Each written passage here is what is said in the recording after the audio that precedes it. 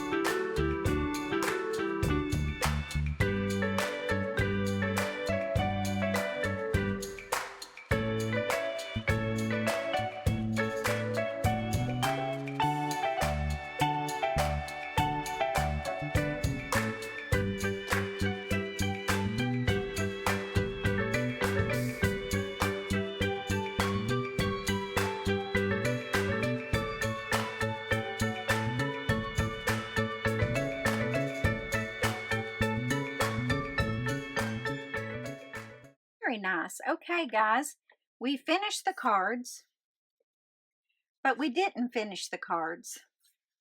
We need to put the bows on. My hot glue gun was heating up while I was creating these cards. So now we need to put on the little bows, because a card is just not a card without a little bow. In my world, anyway. Okay, so let's add a bow. And I just really, really love these Anna Griffin bows. They're so precious. Look at the difference that makes. Look at that. Can you see that? So pretty.